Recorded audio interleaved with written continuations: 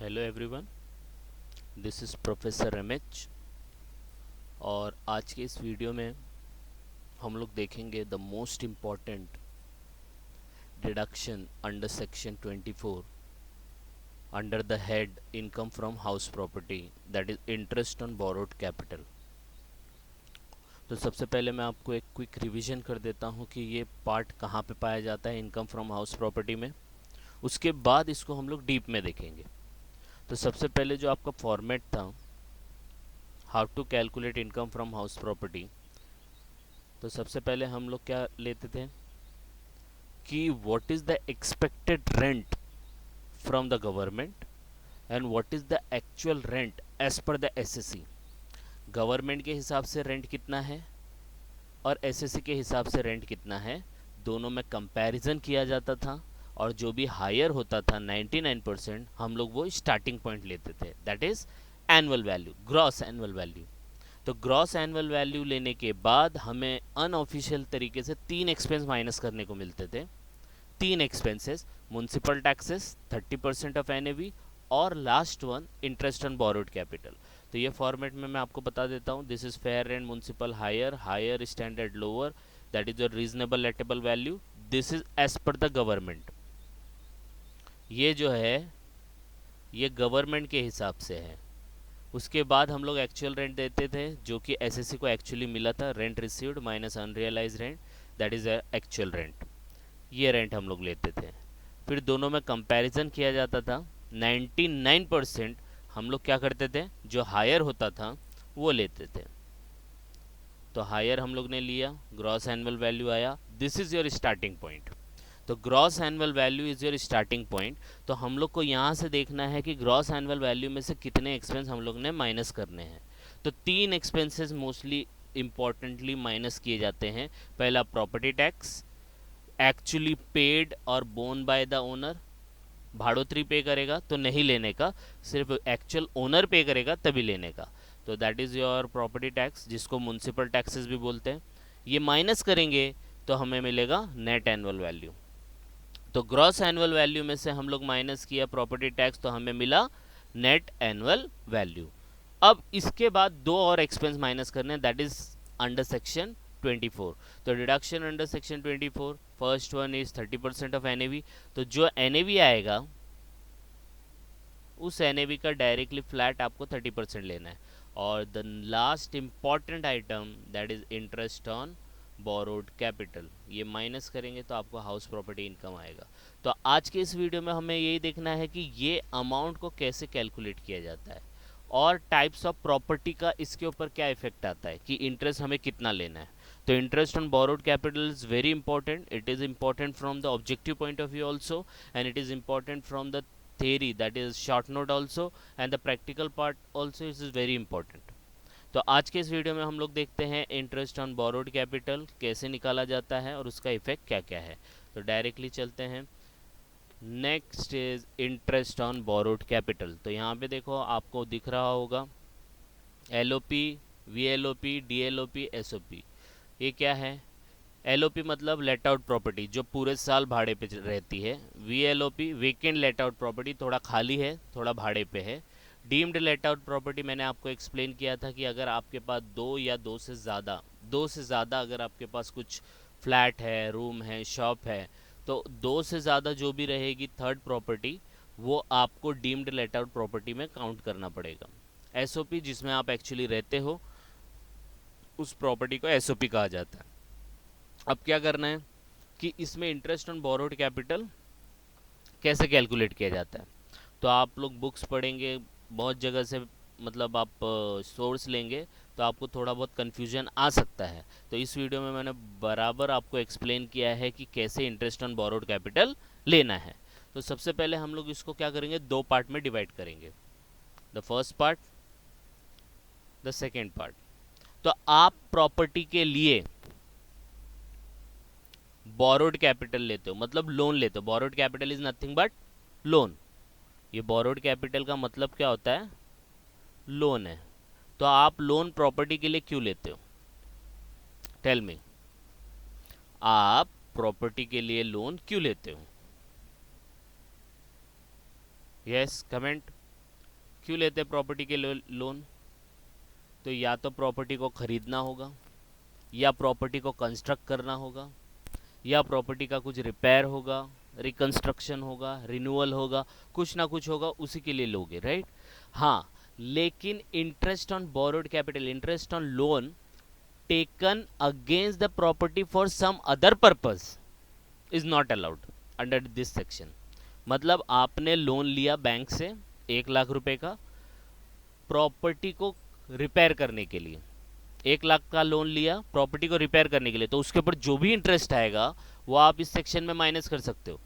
लेकिन आपने प्रॉपर्टी को गिरवी रख के लोन लिया, आपने प्रॉपर्टी को गिरवी रख के लोन लिया, और वो लोन से आप पार्टी मना रहे हो या अपना कोई पर्सनल काम है वो सेटल कर रहे हो, तो दैट इज नॉट अलाउड। मतलब interest on borrowed capital, interest on loan is only allowed when you are using that loan for property purpose, either purchase, construction, repair, renewal या reconstruction। प्रॉपर्टी के लिए use होना चाहिए loan, तभी आपको उसका deduction मिलेगा। प्रॉपर्टी को गिरवी रख के लोन लिया और कुछ और पर्पस सेटिस्फाई कर रहे हो, तो वो लोन के ऊपर इंटरेस्ट आपको नहीं मिलेगा। अब एग्जाम्पल के तौर पे आपका एक लोन चल रहा है, वो लोन पे आप है ना 15% इंटरेस्ट भर रहे हो, राइट? अब 15% इंटरेस्ट भर रहे हो, आपको ये लग रहा है ज़्यादा है, तो आपने फिर लोन उठाया, उसके ऊपर 10% है और इस लोन को पे कर दिया जो 15% है, तो वो भी इंटरेस्ट अलाउड होगा। एक लोन चल रहा है प्रॉपर्टी के लिए, उसको सेटिस्फाई करने के लिए, उसको पे करने के लिए दूसरा लोन लिया, तो वो दूसरे लोन पे जो भी इंटरेस्ट भरोगे वो अलाउड होगा, क्योंकि वो प्रॉपर्टी को इनडायरेक्टली डायरेक्टली रिलेट करता है। एक लोन चल रहा है, वो लोन प्रॉपर्टी के लिए था, रिपेयर के लिए था, लेकिन वो थोड़ा महंगा पड़ रहा है, इंटरेस्ट ज़्यादा जा रहा है, तो हम लोग ने दूसरा लोन लिया इस लोन को रिपे करने के लिए, तो इंटरेस्ट तो भरना ही पड़ेगा ना उस पर। तो loan taken to repay the earlier loan is also allowed under this section. तो बहुत सारे पर्पज है, तो सबसे पहले मैंने पर्पज को इसमें बाइफिकेट किया है। पहला 2 पर्पज लिया है, एक्विजिशन एंड कंस्ट्रक्शन। मतलब एक्विजिशन का मतलब यहाँ क्या है, हम लोग ने कैपिटल गेन के चैप्टर किया है, उसके भी वीडियोस अवेलेबल है, आप देख सकते हो। तो एक्विजिशन मतलब नथिंग बट परचेज, और कंस्ट्रक्शन मतलब आप एक्चुअल में लैंड है, लैंड के ऊपर कंस्ट्रक्शन कर रहे हो। और दूसरा बाइफिकेशन है रिपेयर, रिन्यूअल, रिकंस्ट्रक्शन। ओके, तो परचेज कंस्ट्रक्शन अलग है, रिपेयर, रिन्यूअल, रिकंस्ट्रक्शन अलग है। तो repair and renewal and reconstruction. उसके बाद देखो एक्विजिशन और कंस्ट्रक्शन में मैंने 2 बाइफिकेशन किए हैं, 2 पार्ट। पहला, ठीक है, ये 2 पार्ट में डिवाइड है, तो इसको हम लोग देखेंगे क्योंकि ये थोड़ा सा प्रॉब्लमेटिक है। रिपेयर्स एंड रिन्यूअल का जो है आपका, आप इसके ऊपर अगर लोन लिए फॉर रिपेयर्स, रिन्यूअल और रिकंस्ट्रक्शन, तो इसके ऊपर जितना भी इंटरेस्ट आएगा आपको फुल डिडक्शन मिलेगा। जितना भी डिडक्शन आएगा फुल डिडक्शन मिलेगा। लेकिन एसओपी को छोड़ के, एसओपी का कुछ लिमिटेड अमाउंट लिमिट है, वो हम लोग देखेंगे अभी नेक्स्ट स्लाइड में, उसमें थोड़ा अमाउंट लिमिट का ध्यान रखना। बाकी अगर लेट आउट प्रॉपर्टी है, भाड़े वाली प्रॉपर्टी है, तो उस पर कितना भी आ जाए इंटरेस्ट आपको भरने को मिलेगा। There is no ceiling limit, कोई भी लिमिट नहीं है। आया समझ में? लेट आउट प्रॉपर्टी जो भाड़े वाली प्रॉपर्टी है, जिसको आप भाड़े पे देते हो रहने के लिए या दुकान चलाने के लिए या किसी चीज़ के लिए भी भाड़े पे देते हो, तो उसके ऊपर इंटरेस्ट का कोई भी लिमिट नहीं है। एसओपी, जिस घर में आप रहते हो वहां पे इंटरेस्ट को माइनस करने का लिमिट है कि आप इतने से ज़्यादा माइनस नहीं कर सकते। लेकिन लेट आउट प्रॉपर्टी में ऐसा कुछ नहीं है, आपको कितना भी इंटरेस्ट आए आप माइनस कर सकते हो। तो रिपेयर, रिन्यूअल, रिकंस्ट्रक्शन में फुल डिडक्शन मिलेगा, वो हम लोग आगे देखते क्या है। Acquisition and construction, this is the main part. इसमें इंटरेस्ट हम लोग को 2 पार्ट में डिवाइड करना पड़ता है, एक होता है प्री, एक होता है पोस्ट। प्री पोस्ट का मतलब क्या, जैसे आपने लोन लिया, लोन लिया परचेस करने के लिए एग्जाम्पल के तौर पे, तो लोन लिया तो कुछ टाइम तो लगेगा। कभी कभी प्रॉपर्टी ढूंढने में ज़्यादा टाइम चला जाता है, 1-1.5 साल निकल जाता है, तो अभी तक तो प्रॉपर्टी आई नहीं ना, प्रॉपर्टी आई नहीं आपके पास, प्रॉपर्टी खरीदी नहीं आपने, लेकिन लोन पे इंटरेस्ट तो चल रहा है ना। तो जब तक आपका पर्पस कंप्लीट नहीं होता है, परचेज नहीं किया या कंस्ट्रक्शन कंप्लीट नहीं होता, उससे पहले पहले का जो इंटरेस्ट होता है वो प्री होता है, और उसके बाद वाला जो भी इंटरेस्ट होता है वो पोस्ट होता है। नहीं समझा? अगर समझो आपने प्रॉपर्टी, चलो कंस्ट्रक्शन का लेते हैं, थोड़ा इजी पड़ेगा आपको। आपने लोन लिया 25 लाख का कि मुझे भाई मेरा एक लैंड पड़ा है, उसके ऊपर मेरे को घर बनाने का है, 2-3 माले का या बंगलो बनाने का है। अब बंगलो बनाने में आपके 2 साल चले गए, तो आपने लोन क्यों लिया था? वो बंगलो बनाने के लिए लिया था कि नहीं लिया था? तो उसके ऊपर 2 साल तक तो इंटरेस्ट भरोगे ना आप, भरोगे कि नहीं भरोगे?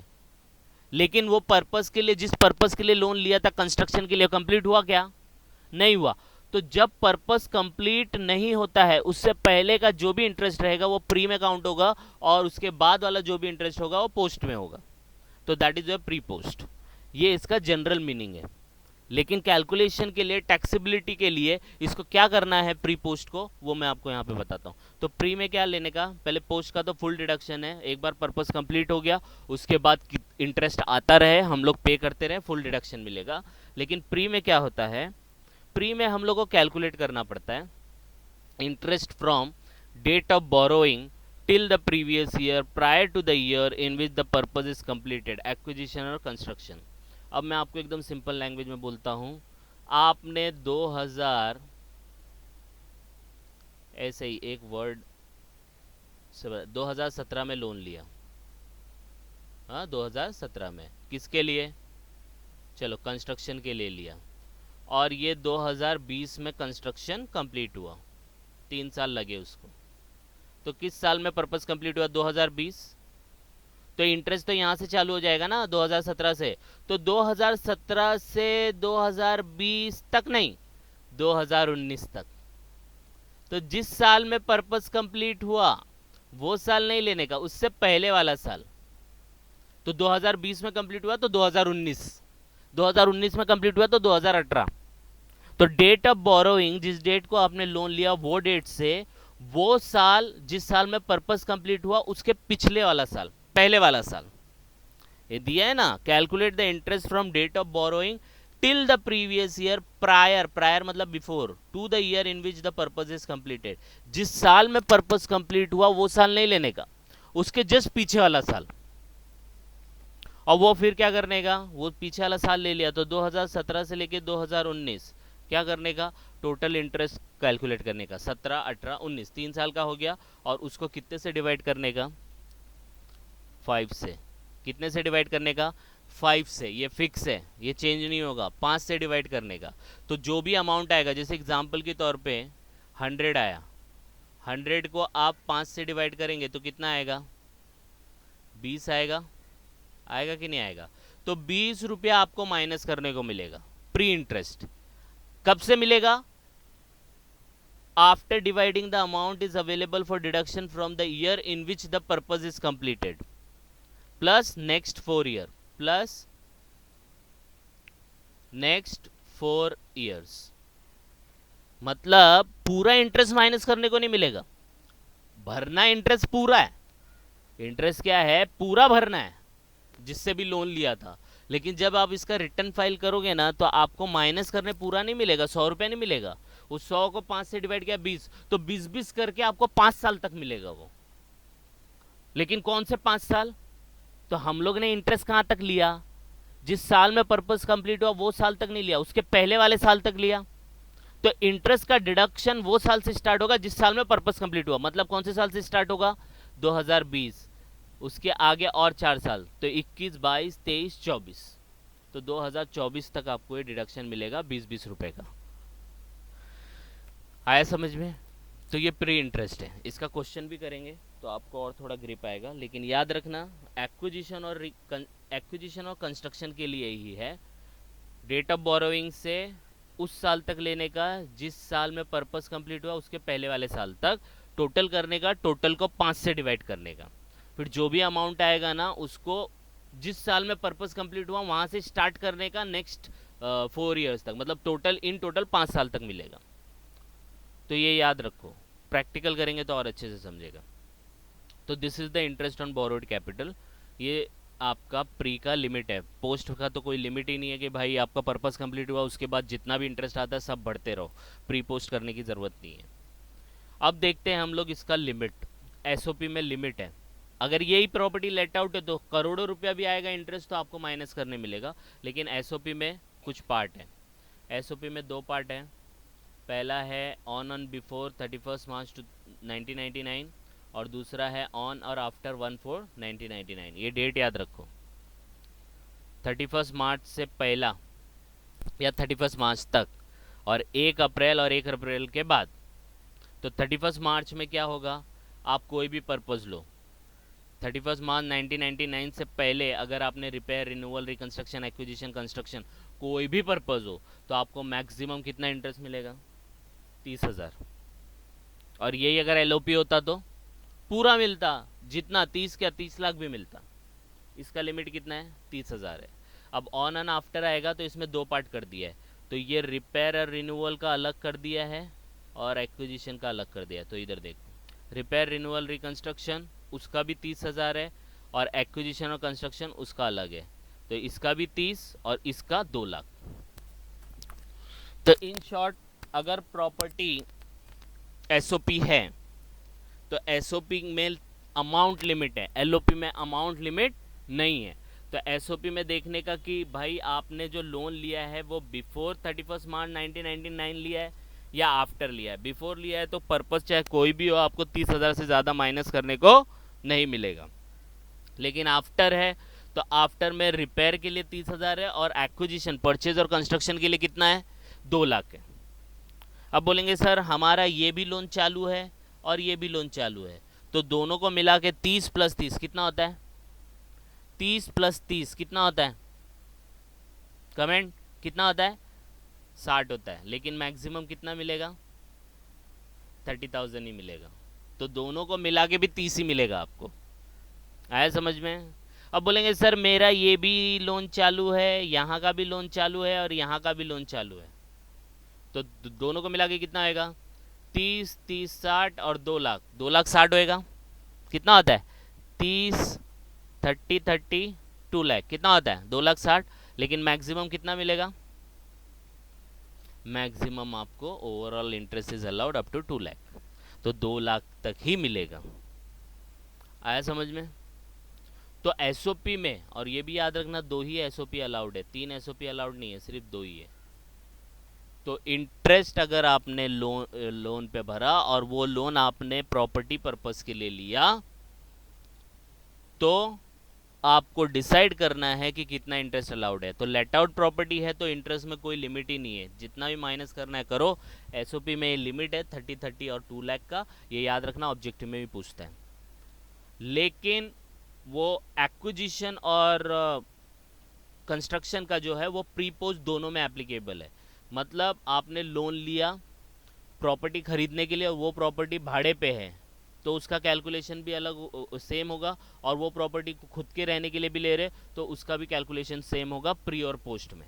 बाकी कोई भी पर्पस रहने दो आपको पूरा का पूरा डिडक्शन मिलेगा। ये सिर्फ और सिर्फ एसओपी के लिए अलाउड है, एलओपी के लिए अलाउड नहीं है। एलओपी के लिए पूरा इंटरेस्ट है। आया समझ में।